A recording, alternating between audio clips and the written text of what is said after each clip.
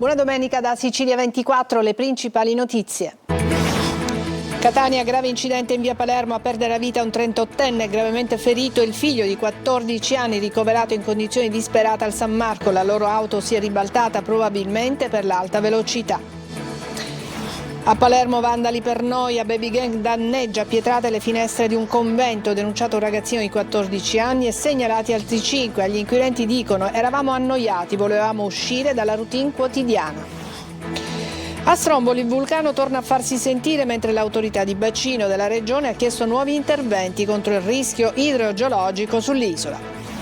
A Catania luminarie, mercatini e vetrine addobbate, l'albero di Natale simbolo di festa irrinunciabile in molte case dei catanesi.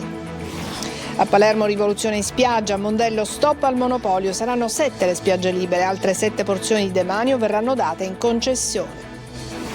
Bizzarri, alcuni nascosti alla vegetazione, altri poco comprensibili. Ecco come si presentano molti cartelli della segnaletica stradale ad Aci Castello e ad Aci Trezza, terra dei Malavoglia.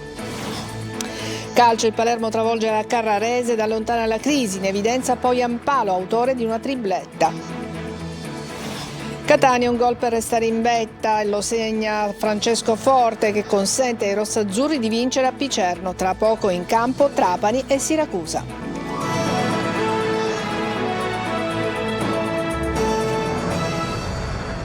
Bentrovati e ancora buona domenica da Sicilia 24. Iniziamo con il gravissimo incidente stradale che è avvenuto in mattinata in via Palermo. A perdere la vita a Catania un 38enne gravemente ferito, il figlio di 14 anni che è stato trasportato in condizioni disperate al San Marco. La loro auto si è ribaltata probabilmente per l'alta velocità. Sentiamo Tonino De Mano. Ancora sangue sulle strade di Catania ed ancora un incidente mortale, il secondo nel giro di 48 ore. Dopo il terribile schianto sul viale Kennedy alla Playa, costato la vita al 28enne Salvatore Bonaccorso, un altro incidente semina dolore e morte. A perdere la vita è stato un 38enne che viaggiava insieme al figlio di 14 anni, quest'ultimo rimasto gravemente ferito e trasportato in codice rosso all'ospedale San Marco.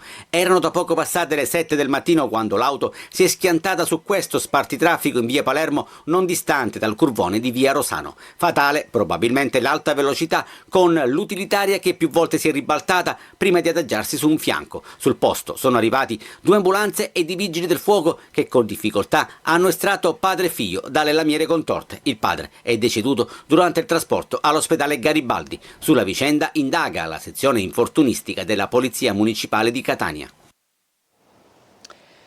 E a Borgetto, nel Palermitano, pietre contro le finestre di un convento. Un minorenne è stato denunciato e altri 5 segnalati. I ragazzi, tutti giovanissimi, hanno dichiarato di averlo fatto perché erano annoiati alla solita routine. Marco Gullà.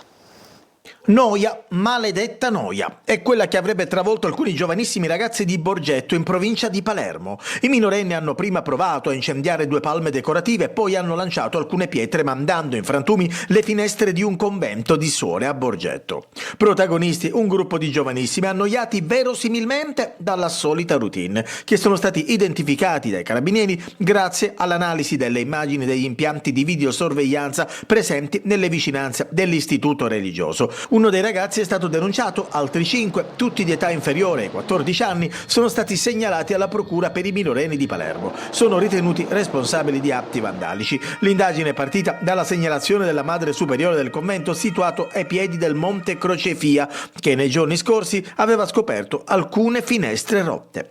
Immediato l'intervento dei carabinieri della stazione di Borgetto, che hanno ricostruito quanto accaduto. E adesso a Stromboli il vulcano torna a farsi sentire mentre l'autorità di bacino della regione ha chiesto nuovi interventi contro il rischio idrogeologico sull'isola. Francesco Triolo.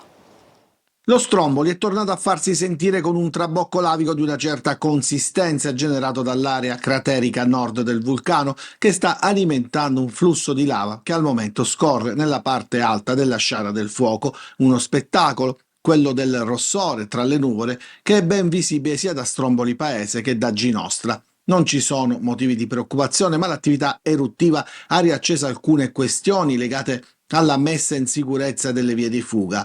I residenti chiedono che venga effettuata la pulizia periodica e sistematica dei sentieri e delle strade principali dell'isola, così da poter raggiungere in caso di emergenza i centri di raccolta, gli approdi e le elipiste. Proprio in tal senso l'autorità di bacino della regione ha trasmesso alla Presidenza del Consiglio dei Ministri, alla regione stessa e alla Protezione Civile 4 documenti di indirizzo alla progettazione per un importo complessivo di oltre 6 milioni e mezzo di euro. Gli interventi, che consistono prevalentemente in opera di ingegneria naturalista, sono la conseguenza degli eccezionali eventi meteorologici del 19 e del 20 ottobre 2024 che hanno interessato il territorio di Stromboli, generando diffuse criticità idrogeologiche e danneggiando le aree a monte dei centri abitati.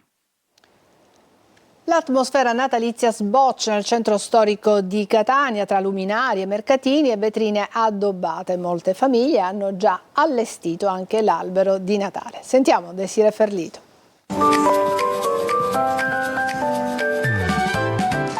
Il grande albero di Natale, le luminarie, i mercatini, le vetrine addobbate a festa e la grande voce di Michael Bublé che invade le strade della via Etnea. L'atmosfera natalizia è bella per i grandi, è bella per i piccoli, porta gioia. L'atmosfera natalizia sboccia al centro storico di Catania e convince le famiglie che passeggiano al sole che è arrivato il momento giusto per iniziare ad acquistare i regali di Natale e per tirare fuori lui.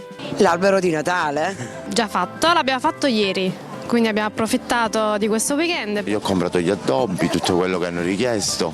Come ogni anno cambiamo sempre addobbi. Lei ha pagato? Ho pagato, sì.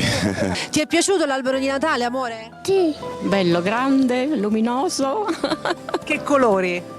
Di tutti i colori. Il rosso, il primo anno che lo faccio col bordeaux in realtà. E per me l'albero di Natale è rosso e dorato. Di che colore l'hai fatto l'albero di Natale? Bianco. Estro, nuove tendenze e la fantasia dei più piccoli, ma le famiglie si dividono, qualcuno più tradizionalista aspetterà l'8 dicembre. No, rigorosamente dopo che è Santa Lucia, perché anticipare tutto sto tempo? Ancora no, ancora è presto. Dopo l'8. Il periodo più magico dell'anno sembra dunque ai nastri di partenza e i bimbi sono pronti a godersi l'incanto. Senti, com'è venuto quest'albero di Natale? Bello. Di che colore? Tutti i colori. Ma l'hai fatto tu o la mamma? La mamma e io. E i regali quando arrivano? Quando arriva il Babbo Natale.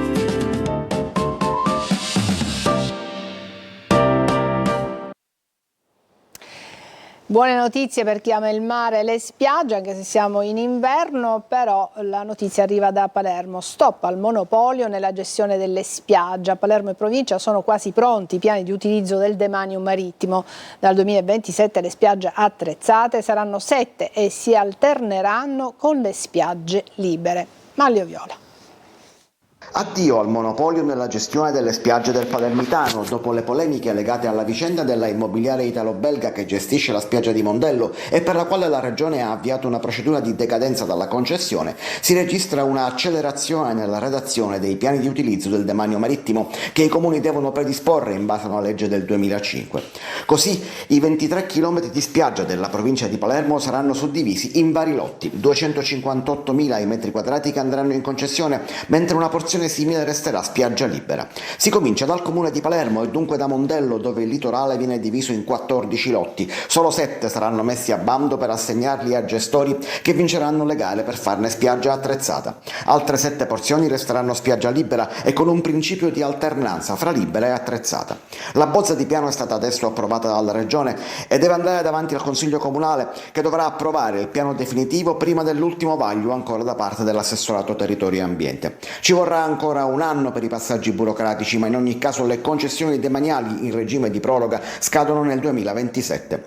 Entro la fine di quell'anno bisognerà fare le gare, ma gli effetti sulle spiagge li vedremo nel 2028. Per Mondello però, se la revoca della concessione alla italo-belga dovesse essere completata, si potrebbe dover avviare prima la gara e anticipare almeno di un anno il percorso.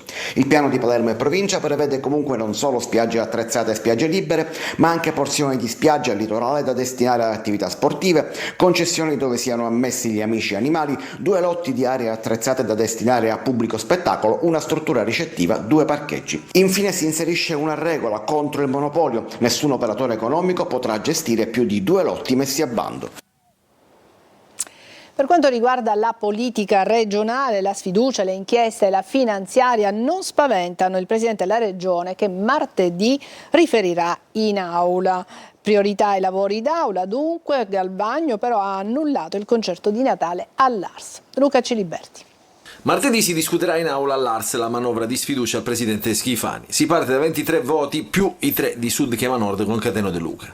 Qualcuno giura che qualche altro voto arriverà in corsa. Il presidente è sereno, non porta rancore, l'ho detto lui stesso in queste ore, ed è pronto a riferire in Parlamento regionale, ma la mozione delle opposizioni non sembra preoccupare né Schifani né la maggioranza. La mozione di sfiducia ovviamente non passerà. È una mozione di sfiducia che è un mero atto politico, una testimonianza di presenza. Di solito anzi raggiungono l'effetto opposto, quello di compattare la maggioranza e di rafforzarla. Dopo 3 giorni di attesa il governo Schifani ha scongelato le nomine di sottogoverno riservate alla DC in consorzi universitari, parchi regionali e IACP.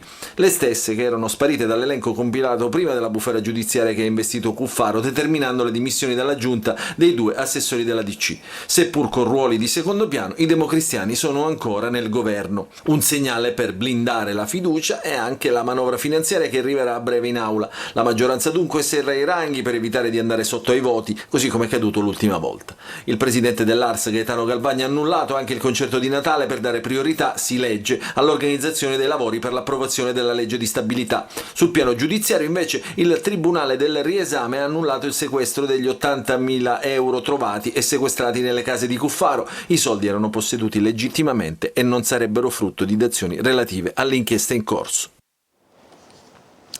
E adesso invece andiamo ad Aci Castello. Vi mostriamo le approssimative e bizzarre condizioni della segnaletica stradale. In via Re Martino, sulla statale 114, i cartelli sono difficili persino da interpretare. Tonino De Mano. Arrugginita e piegata, con il pannello integrativo accartocciato come fosse un pezzo di carta, nascosta dalla vegetazione o addirittura occultata da un enorme palo in cemento. Segni del tempo, incuria e approssimazione caratterizzano la segnaletica verticale, pericolosa per automobilisti e pedoni. In via Re Martino, una delle strade principali di Aci Castello, sono tanti cartelli precari e bizzarri, alcuni collocati in maniera suggestiva come questo pannello che indica la sosta a pagamento. E che dire di questo cartello in pendenza che indica una scivola per disabili, talmente in pendenza che l'inclinazione fa concorrenza alla Torre di Pisa. Aci Trezza, terra di malavoglia, da qualsiasi direzione si arriva, da Messina o da Catania, il cartello che vi mostriamo è poco utile ed in effetti qualche tempo fa era orientato in maniera diversa. Tranquilli, non è stato il vento. Divieto di sosta e fermata, credeteci, sulla parola è lui, ma sulla statale 114, sempre ad Aci Castello, si intravede soltanto. Ma cosa dice la legislazione in materia? La risposta la dà il presidente di Confconsumatori, Carmelo Calì. La segnaletica deve essere ben visibile all'automobilista e quindi qualora sia coperta ad esempio da vegetazione per omessa o carente manutenzione o per qualsiasi altro motivo, il consumatore può impugnare la multa che ha ricevuto e tra l'altro anche la stessa giurisprudenza è concorde nell'annullare queste multe. Gran finale, segnaletica di attraversamento nascosta dal semaforo. Siamo sulla statale 114 all'altezza di via De Felice. Non solo, strisce pedonali visibili a metà. Sarà finita la vernice bianca? No, risponde questo residente. Perché probabilmente da questo lato passano più macchine. Ma quante macchine passano? Adesso una breve pausa, tra poco.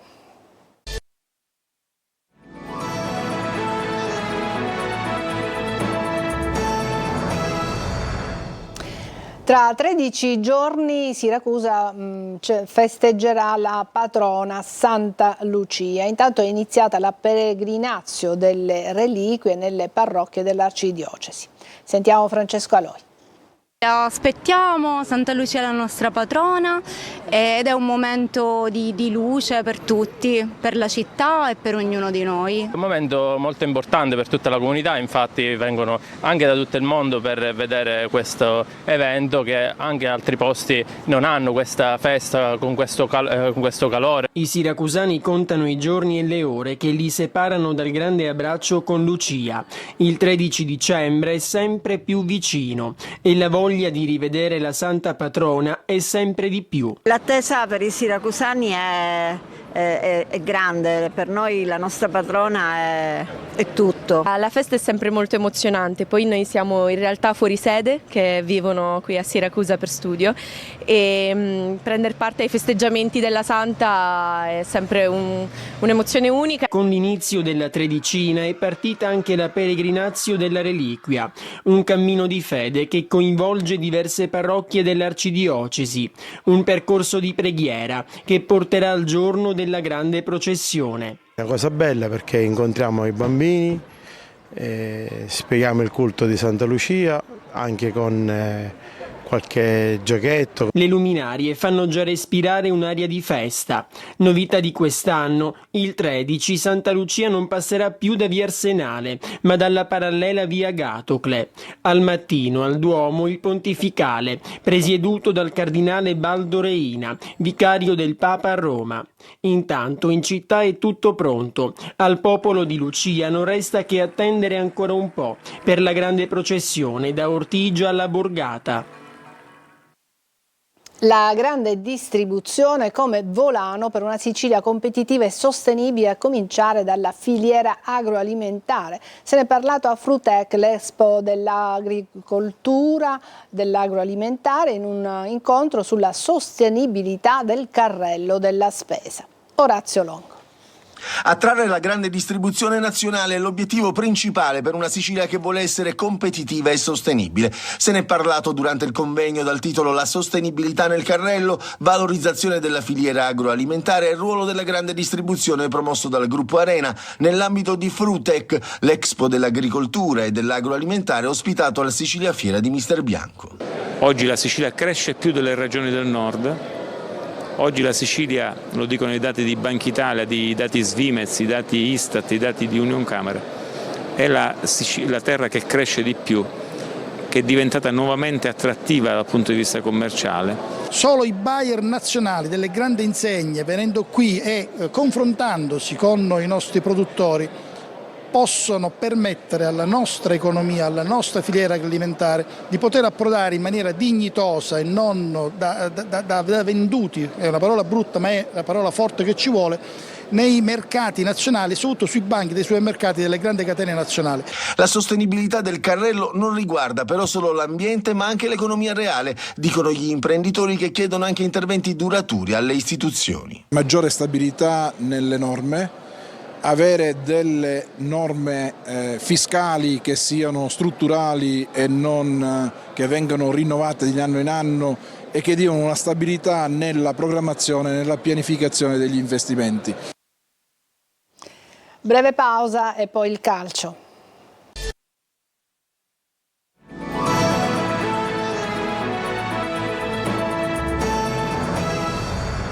Eccoci al calcio, partiamo dalla Serie B. Il Palermo travolge la Carrarese ed allontana la crisi. Tripletta di Poyampalo, a segno anche Segre e Palumbo. Marco Gullà.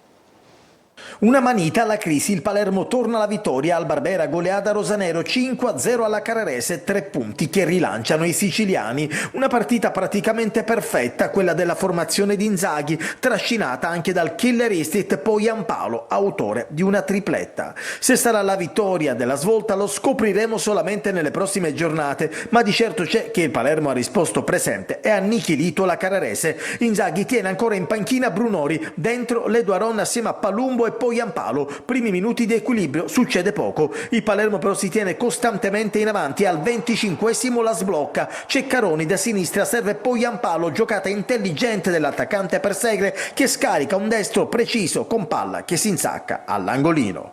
Il Palermo morde, la Carrarese non reagisce, il raddoppio arriva al 44esimo con Segre che questa volta si trasforma in uomo assist per Palumbo, colpo di testa vincente sotto la traversa, primo gol per lui con la maglia del Palermo. Nella ripresa arriva il tris dopo appena 3 minuti, azione in contropiede con Pierozzi che avanza sulla fascia, cross in mezzo e destro vincente di Poyampalo. Il Palermo gioca bene e si diverte, poi fallo di Calabrese su Vasic e calcio di rigore dal dischetto. Poyampalo è implacabile, 4-0, ma il finlandese vuole portarsi il pallone a casa e allora nel finale su cross di Pierozzi arriva la stoccata del 5-0. Grande prestazione, il Palermo vince e convince, ma adesso occorre la continuità. In Serie C il Catania ha centrato l'obiettivo, restare in testa alla classifica. Il gol iniziale indirizza il match di Picerno, poi tante occasioni per chiudere la partita che vale anche il ritorno al successo in trasferta. Marco Carli.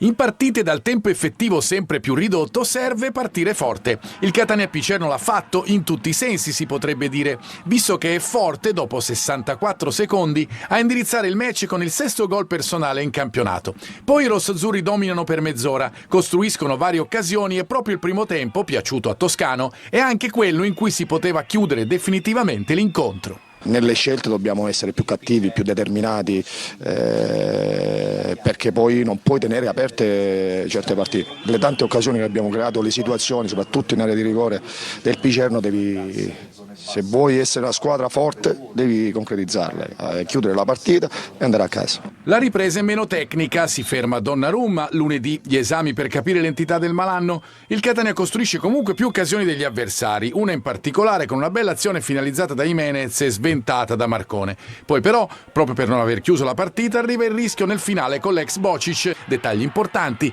anche da sistemare. Non è un dettaglio la classifica e nemmeno la sensazione che trasmette il gruppo, sempre pronto a esultare, anche metaforicamente, con chi è a casa infortunato. Il mister prima della partita ci ha fatto vedere un video bellissimo che dove Aloi, Cicerelli e Mario Ierardi ci hanno salutato e ci hanno dato la carica ed è stata una grande emozione, ci ha dato quel di più da dare in campo.